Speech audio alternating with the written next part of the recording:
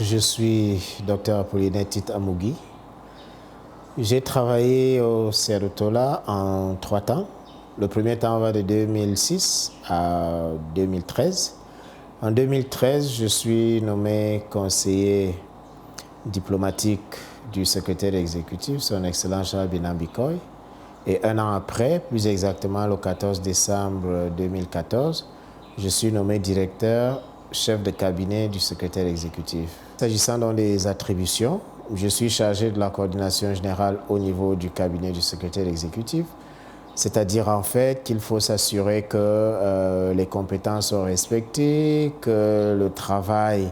est bien exécuté, qu'il y a une coordination, qu'il y a une cohésion et qu'il y a une synergie. Ensuite, maintenant, je suis également chargé, au-delà de cette activité de coordination, de m'assurer qu'il y a une transition et une activité transversale avec les départements opérationnels, que sont notamment le département scientifique, le département de la valorisation des productions, le laboratoire de Mvan, la direction des services généraux et de la logistique. Là, il s'agit de voir un peu si les instructions qui ont été données sont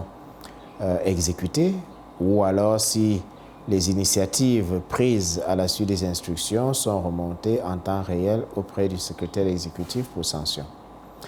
Maintenant, la partie diplomatique n'est pas moins importante parce qu'elle permet de cadrer toute la stratégie diplomatique vis-à-vis des États membres, les bureaux pays dans les États membres, le ministère des Relations extérieures et toutes les autres institutions, y compris au-delà, parce qu'en 2010, le CERUTOLA a eu mandat de s'étendre à l'international et je crois que c'est un champ qui est totalement ouvert et qui demande des actions très pointues, bien planifiées et plutôt exécutées avec doigté. À la suite du colloque international du CERUTOLA qui vient de se tenir à Yaoundé à l'hôtel Montfebé du 18 au 21 juin 2015, les débats et les discussions ont permis de donner une nouvelle orientation au CERUTOLA qui en fait, au-delà de la recherche et de la documentation sur les traditions et langues africaines, une institution aujourd'hui qui offre aux États à la fois une plateforme et une expertise pour mieux faire entendre leur identité culturelle, leurs valeurs culturelles, en faire des clés et des critères opérationnels de développement au même titre que les critères quantitatifs qui leur sont souvent suggérés ou alors opposables et que soutient et défend la Banque mondiale et le Fonds monétaire international. Et cette nouvelle vision, naturellement, comporte de grandes contraintes, contraintes en termes de vision, contraintes en termes de conception, contraintes en termes de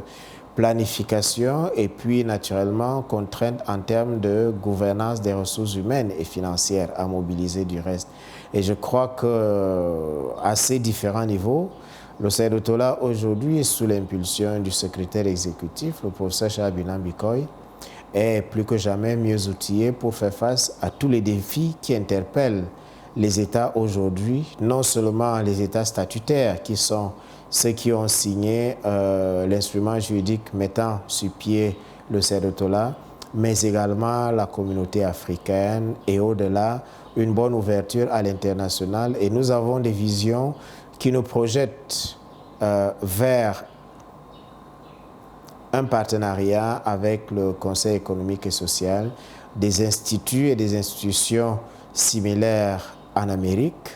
en Asie, en Amérique latine, en Afrique et bien entendu en Europe. Je crois que tels sont globalement présentés les nouveaux champs dans lesquels le CERUTOLA est appelé à moyen et long terme à s'investir et qui doivent en faire une plateforme à la fois d'expertise au service des États et aussi de création et de créativité au service de la culture et des traditions africaines.